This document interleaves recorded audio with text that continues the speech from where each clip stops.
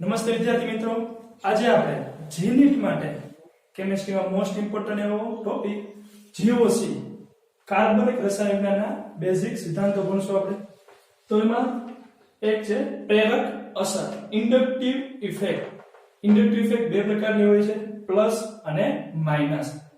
શું છે આ પ્રેરક અસર, ઇન્ડક્ટિવ ઇફેક્ટ? તો જાણીએ આપણે કે કાર્બન સંયોજન, કાર્બનિક કોઈ પણ એક સંયોજન છે, તમે એક ગ્રુપ જોડાણો છે Z. જો આ Z ની વિદ્યુત ઋણતા કાર્બન કરતા વધારે હશે, આ Z ની વિદ્યુત ઋણતા કાર્બન કરતા જો વધારે હશે, તો શું કરશે કે કાર્બન સાથે જે સહસંયોજક બનતી જોડાણો છે, તો એના ઇલેક્ટ્રોનની પોતાની તરફ આકર્ષી લેશે. તો પ્રેરક અસર ઇલેક્ટ્રોનને પોતાની તરફ આકર્ષવાની અથવા ધક્કો મારવાની ક્ષમતા છે, એને જ આપણે કહીએ છીએ પ્રેરક અસર.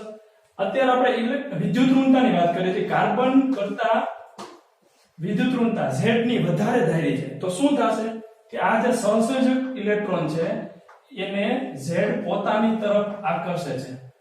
બીજું મહત્વનું ભાગ કહીએ તો પ્રેરક અસર છે એ ડિસ્ટન્સ આધારિત છે. એટલે કે જેમ જેમ તમે Z થી દૂર જશો એમ પ્રેરક અસર ધીમે ધીમે ઓછી થતી જશે. તો પ્રેરક અસર છે એ ડિસ્ટન્સ આધારિત છે.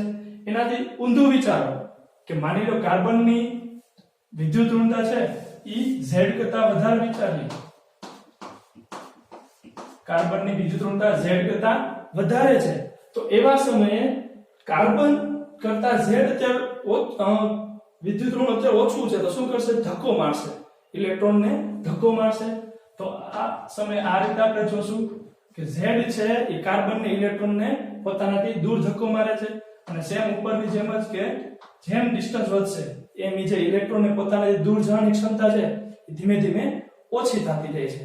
ક્લિયર? તો પ્રેરક અસર બીજું કંઈ નહીં, સહસંયોજક બંધના જે ઇલેક્ટ્રોન છે એને પોતાની તરફ આકર્ષવાની અથવા તો પોતાનાથી દૂર ધક્કો મારવાની જે ક્ષમતા છે એને જ આપણે કહીએ છીએ પ્રેરક અસર. પ્રેરક અસર આપણે જોઈ ગયા પ્લસ, એટલે કે ઇલેક્ટ્રોનને ધક્કો મારે એવી અસર છે પ્લસ અસર. એમાં કેટલાક આપણે ગ્રુપ ઓર્ડર આપ્યો છે CH2 NH O COO-. Tertiary group છે, સેકન્ડરી, પ્રાઇમરી. CT3 એટલે કે કાર્બન સાથે હાઇડ્રોજનનો ટ્રિટિયમ એનો સંસ્થાનિક જોડાણો છે CT3. એવી રીતે deuterium CD3, CH3 tritium, deuterium અને છેલ્લે આવશે હાઇડ્રોજન. ક્લિયર? તો આ રીતે આપણે થઈ પ્લસ I અસર. હવે આપણે વાત કરવાની છે માઇનસ I અસર. માઇનસ I અસરમાં બધા ક્રિયાશીલ ગ્રુપ તમે જોશો તો આવી જશે. આટલા ગ્રુપને બાદ કરો તો મોટે ભાગેમાં ક્રિયાશીલ ગ્રુપ કોઈ હતું નહીં. મોટે ભાગે ક્રિયાશીલ ગ્રુપ બધા આ જગ્યાએ આવશે. માઇનસ ઇલેક્ટ્રોનને પોતાની તરફ આકર્ષે છે. ક્લિયર? તો નાઇટ્રો ગ્રુપ છે, cyanide, SO3 sulphonic acid, aldehyde, ketone, acid, fluorine, fluoro, chloro, bromo, iodo, OR ether group છે, hydroxyl group, OCA3 methoxy group, triple bond PH એટલે કે બેન્ઝીન અને ડબલ બોન્ડ આલ્કીન અને લાસ્ટમાં હાઇડ્રોજન. તો આ થઈ ગઈ માઇનસ I અસરનો ઓર્ડર. ક્લિયર? તો એના ઉદાહરણ હવે આપણે એનો ઉપયોગ ક્યાં છે જોઈએ. એક ઇન્ડક્ટિવ ઇફેક્ટ એટલે કે પ્રેરક અસર કામ ક્યાં આવે? તો સૌથી વધુ આપણે ભણીએ છીએ કાર્બ કેટાયન. તો કાર્બ કેટાયનની સ્થાયીતા ભણવી છે, તો આના વિશેથી સાબિત થશે કે ફોર એક્ઝામ્પલ માની લો આપણી પાસે કોઈ પણ એક સંયોજન છે, કાર્બ કેટાયન છે, એટલે કે કાર્બન પાસે ઇલેક્ટ્રોનની ખામી છે. તો આવા સમયે એની સ્ટેબિલિટી કઈ રીતે આપણે ડિસાઈડ કરશું? કાર્બ કેટાયન બન્યો છે, પોઝિટિવ છે, તો એની સ્ટેબિલિટી આપણે કઈ રીતે ડિસાઈડ કરશું? તો માની લો કાર્બન સાથે બીજા 3 ગ્રુપ જોડાણા છે. આ 3 ગ્રુપ છે. હવે વિચારો કેવા હોવા જોઈએ? કાર્બન પાસે ઓલરેડી ઇલેક્ટ્રોનની ખામી છે, ઇલેક્ટ્રોન ડેફિશિયન્ટ છે. તો હવે શું થશે? ઇલેક્ટ્રોન ધક્કો મારે એવા સમૂહ જોડો તો વધારે સ્થાયી થાય કે ઇલેક્ટ્રોન ખેંચી જાય એવા? ઓકે, તો ઓબ્વિયસ છે કે ઇલેક્ટ્રોનને ધક્કો મારે એવા જો ગ્રુપ તમે જોડ્યા હશે તો આ કાર્બનની જે ઇલેક્ટ્રોન છે એ ડેફિશિયન્ટ હતું, તો ઇલેક્ટ્રોનની ખામી જે છે એ ઓછી થશે. ઓકે, તો એનો મતલબ આ બધાય પ્લસ I અસર વાળા હોવા જોઈએ. ક્લિયર? તો એનો મતલબ કાર્બ કેટાયન ને જો તમારે સ્થાયી કરવું છે તો એની સાથે કેવા ગ્રુપ જોડશો? પ્લસ I અસર ધરાવતા જોડશું તો વધારે સ્થાયી થશે. એટલે કે આ મુજબના બધા, એટલે કે ટર્સરી આપણે ભણ્યા છે, tertiary, secondary, primary carb cation ઉદાહરણ આપણે લેશું તો ટર્સરી સૌથી વધારે સ્ટેબલ. એનાથી ઊંધું ભણીએ, માની લો આપણી પાસે કોઈ પણ સંયોજન છે તો કાર્બનની જ વાત કરીએ કે કાર્બ એનાયન C માઈનસ છે અને હવે આપણે વાત કરવાની છે એની સાથે 3 ગ્રુપ જોડાય છે. ઓકે, 3 ગ્રુપ જોડાય છે તો વાત કરીએ કેવા જોડવા પડશે. માઈનસ એટલે ઇલેક્ટ્રોનની ડેન્સિટી, ઇલેક્ટ્રોન ઘનતા ઓલરેડી વધારે છે, ઇલેક્ટ્રોન વધારે છે તો ઇલેક્ટ્રોન તમારે ત્યાંથી ઓછા કરવા પડશે. એટલે કે ઇલેક્ટ્રોન ખેંચી જાય એવા ગ્રુપ જોશે. એટલે કે કેવા અસર જોશે? માઈનસ I અસરવાળા સંયોજનો જોશે. સિમ્પલ. તો એક વસ્તુ યાદ રાખો કે પ્લસ છે એને પ્લસ થાય કરે અને માઈનસ ને માઈનસ થાય કરશે. ઉદાહરણ લેવું છે એક, તો એક ઉદાહરણ લઈએ. ટર્સરી કાર્બ કેટાયન લઈએ, સેકન્ડરી લઈએ, દ્વિતીયક અને એક પ્રાથમિક લઈએ. ક્લિયર? ચલો, તો આ દેખાય છે ઇલેક્ટ્રોનની ખામી છે. CH3 મિથાઇલ ગ્રુપ એટલે કે પ્લસ I અસર ઇલેક્ટ્રોનને ધક્કો મારશે વધે તો પ્લસ 3 અસર છે, પ્લસ I અસર 3 તો ઇલેક્ટ્રોન વધારે સ્થાયી રહે. 2 વાર છે અને માત્ર 1 વાર છે તો સૌથી વધુ કાર્બ કેટાયન ટર્સરી છે સ્ટેબલ થશે, એના પછી દ્વિતીયક અને સૌથી છેલ્લા આવશે પ્રાથમિક કાર્બ કેટાયન. કોઈ પણ માઈનસ વાળા જોઈએ.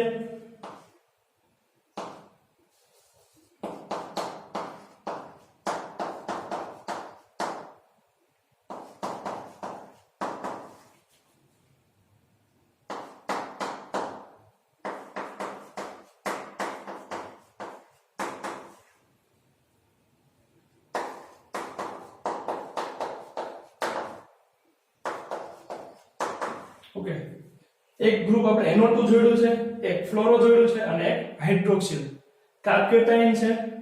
તો જોઈએ છે અહીંયા ત્રણ ગ્રુપ જે આપણી પાસે છે એ ત્રણ માઈનસ I અસર વાળા છે. ઓકે, માઈનસ I અસર વાળા છે, ઇલેક્ટ્રોનને પોતાની તરફ આકર્ષે છે. તો શું થશે? આપણે ભણી ગયા છે કાર્બ કેટાયન છે તો એનો પ્લસ છે, પ્લસ થાય કે અહીંયા ઊંધું છે માઈનસ, તો માઈનસ I અસર જેમ વધારે હશે, ઓલરેડી ઇલેક્ટ્રોનની શું છે ખામી છે તો શું થશે? ઓકે, ઇલેક્ટ્રોનની ઓલરેડી ખામી છે તો શું જોશે? તો જેમ માઈનસ I અસર ઓછી હશે એમ વધારે થાય. તેનો મતલબ થશે OH ગ્રુપ વાળું છે એ વધારે થાય જશે. F અને સૌની છેલ્લે આવશે NO2. ક્લિયર? તો આ રીતે આપણે કાર્બ કેટાયનની સ્થાયીતા જોવી છે તો આ રીતે આપણે જોઈ શકીએ છીએ. હવે આગળ ભણશું આપણે પ્રેરક અસરની ઉપયોગિતા.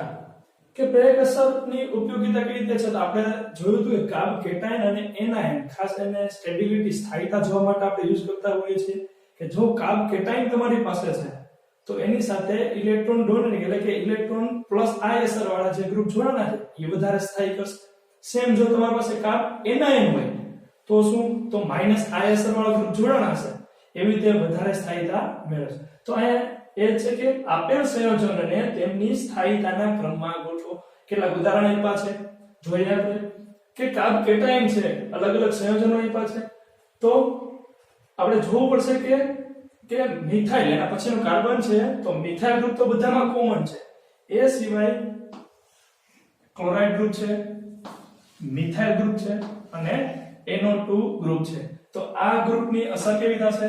આપણે ભણી ગયા છે માઈનસ I, મિથાઇલ છે તો પ્લસ I અને આની થશે માઈનસ I. આ જગ્યાએ જો વાત કરીએ તો બધાય CH3 છે એટલે કે બધાની પ્લસ I બધાની સરખી છે એટલે કઈ જોશું નહીં. માઈનસ I પ્લસ I અને માઈનસ I કાર્બ કેટાયન છે, પ્લસ ને પ્લસ થાય કરે આપણે ભણ્યા છે. તેનો મતલબ પ્લસ અસર વાળા છે ઈ કાર્બ કેટાયનને વધારે સ્થાયી કરશે. એનો મતલબ આપણે સ્થાયીતાના ક્રમમાં ગોઠવતા ઉત્તરતા ક્રમમાં ગોઠવશું તો સૌથી મોસ્ટ સ્ટેબલ સૌથી વધારે સ્થાયી કોણ થશે? B. ઓકે, ચલો એના પછી વધીએ.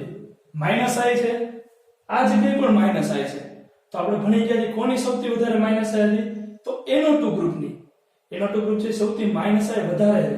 હવે કાર્બ કેટાયનની સ્થાયીતા જો છે તો પ્લસ આઈ છે એ વધારે હોય એમ સ્થાયીતા વધારે, અને માઇનસ આઈ છે જેમ ઓછું હોય એમ સ્થાયીતા વધારે. તેનો મતલબ NO2 છે ઈ કાર્બ કેટાયનને અસ્થાયી કરશે. તો એનાથી વધારે કોણ સ્થાયી થઈ જશે? A group. અને સૌથી છેલ્લે આવશે આપણે C. NO2 વાળું છે એ સૌથી છેલ્લે આવશે. ક્લિયર? ઓકે, આગળ વધીએ. બીજું ઉદાહરણ સેટ કરીએ કે તમને કાર્બ કેટાયન જ આપ્યો છે પણ ફ્લોરીન ગ્રુપ અલગ અલગ જગ્યાએ આપ્યો છે. તો આવા સંયોજનો જ્યારે તમને આપ્યા છે તો એનું સોલ્યુશન માટે તમારે એક નવો નિયમ એટલે કે DNP, distance number power. Distance number અને પાવર. પહેલા તમારે જોવું પડશે કે તમારા કાર્બ કેટાયન અથવા કાર્બ એનાયન થી કેટલું દૂર તમારું સંયોજન નવું ગ્રુપ જે છે એ જોડાયેલું છે. જો ડિસ્ટન્સ સરખું હોય, અંતર સરખું હોય તો નંબર જોશું કે કેટલી માત્રામાં કેટલા સંયોજનો આપ્યા છે. જો નંબર એ સરખા હોય 1 2 3 હેલોજન માની લો છે તો સર એક હેલોજન હોય તો નંબર સરખા, તો પાવર તરફ આગળ વધશું. ઓકે, તો વારાફરતી આપણે ઉદાહરણ લેતા જઈએ. ડિસ્ટન્સ નું પહેલા ઉદાહરણ લઈએ કે કાર્બ કેટાયન આપ્યો છે, 3 કાર્બન વાળો છે. ઓકે, તો એમાં એક ફ્લોરીન સંયોજન, ફ્લોરીન તમારો પરમાણુ છે એ આપ્યો છે. ડિસ્ટન્સ આપણે જોઈએ છે તો કાર્બ કેટાયન થી ડિસ્ટન્સ જોવાનું છે.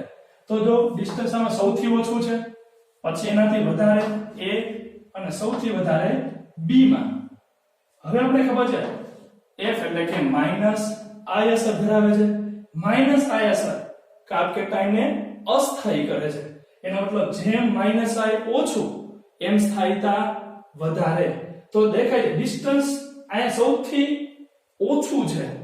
એનો મતલબ આપણે શું કરવાનું? સ્થાયીતાના ક્રમ આપણે ઉતરતો ક્રમ ગોઠવો છે. ચલો, આ ડિસ્ટન્સ સૌથી ઓછું છે તો આ માઈનસ I સૌથી વધારે લગાડતું હશે.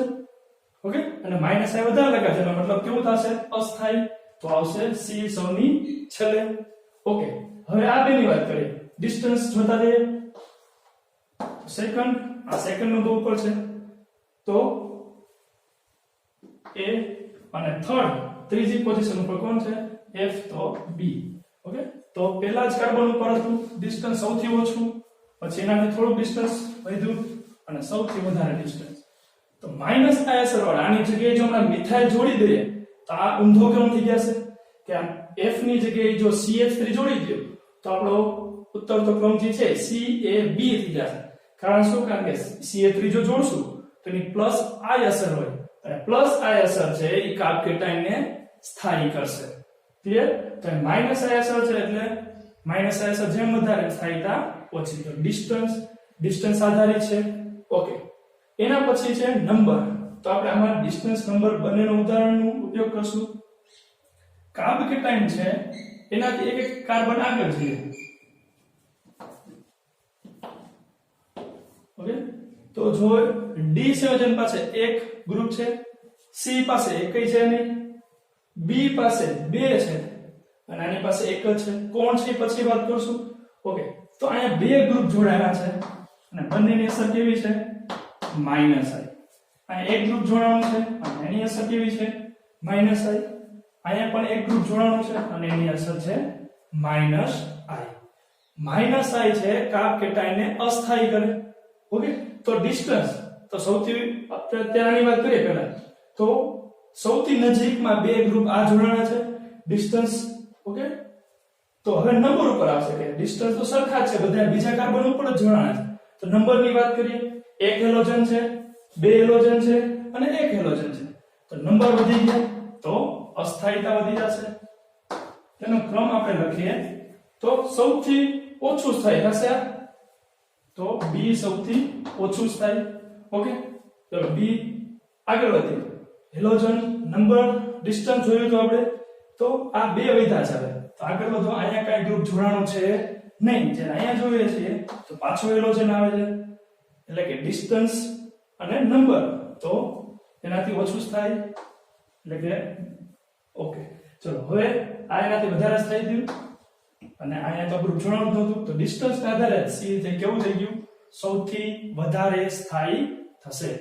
ડિસ્ટન્સ જોવાનું છે, પછી નંબર જોવાના છે કે બીજા કાર્બન ઉપર જ જોયું તો બે હેલોજન, તો નંબર વધી ગયા. ઓકે, અહીંયા કઈ હતા જ નહીં. જ્યારે અહીંયા એક ગ્રુપ હતું, અહીંયા પણ એક ગ્રુપ હતું, તો બે નંબર હતા, તો સ્થાયીતા સૌથી ઓછી કારણ કે માઈનસ આઈ છે. પછી આ બેમાં ડ્રો ગયો તો A અને B માં કોણ થાય?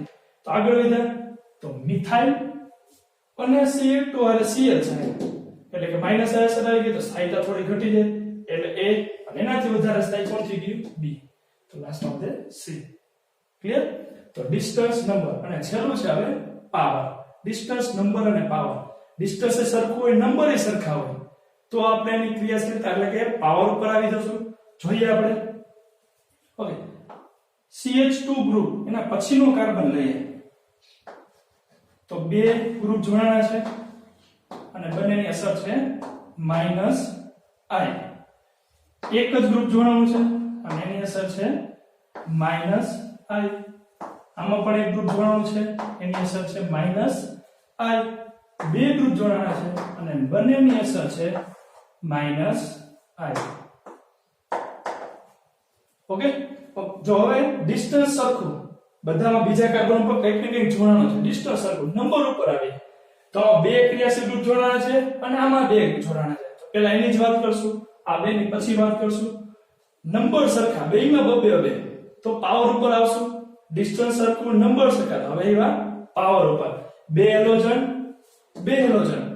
કયા હેલોજનની વધારે ક્રિયાશીલતા આપણે ભણી ગયા છે? HCl BRI. F સૌથી વધારે ઇલેક્ટ્રોન પોતાની તરફ આકર્ષે છે. તો અહીં ક્રમની વાત કરીએ. ઓકે, ક્રમની વાત કરીએ તો સૌ -I છે, તો કાપ કેટાયનને શું કરશે? અસ્થાયી કરશે. એનો મતલબ જે આ બે ગ્રુપ છે એને કારણે આપણું સંયોજન છે એ સૌથી ઓછું સ્થાયી થશે. એટલે A ક્યાં જશે? સૌની લાસ્ટ વાર અને B એની આગળ. ઓકે, હવે વધ્યા B અને C. ડિસ્ટન્સ જોઈ લીધું. ઓકે, તો ડિસ્ટન્સ હવે એની સાથે જોયેલો પરમાણુ જોશું અને આગળ જોશું તો ત્યાં પણ હેલોજન છે, તો સીધા પાવર પર આવી જઈએ તો અહીંયા ફ્લોરિન જોડાણો છે, એના કારણે શું થશે? E -I વધારે દર્શાવશે અને કમ્પાઉન્ડને અસ્થાયી કરશે. એનો મતલબ C અને એની આગળ આવશે આપણો B. તો ફાઇનલ આન્સર આપણો થશે BCDA. ક્લિયર? તો કાર્બ કેટાયનની સ્થાયીતા આ જગ્યાએ જો પ્લસ અસર વાળા લખ્યા હોત, મિથાઇલ વાળા, તો બધા સ્થાયીતા વધારે. અહીંયા હેલોજન છે મોટે ભાગે એટલે શું કરે છે? સ્થાયીતા ઘટાડે છે. ક્લિયર? જોઈ લો ઉદાહરણ. બ્રેક અસરની ઉપયોગિતાના કેટલાક ઉદાહરણ આપેલા છે.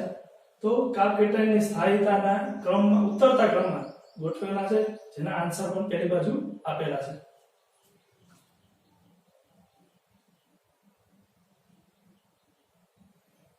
તો આજે આપણે આ લેક્ચરમાં પ્રેરક અસરની ઉપયોગિતા, પ્રેરક અસર શું છે, તે કેવી રીતે કામ કરે છે, તેની ઉપયોગિતા વિશે માહિતી મેળવી. Thank you.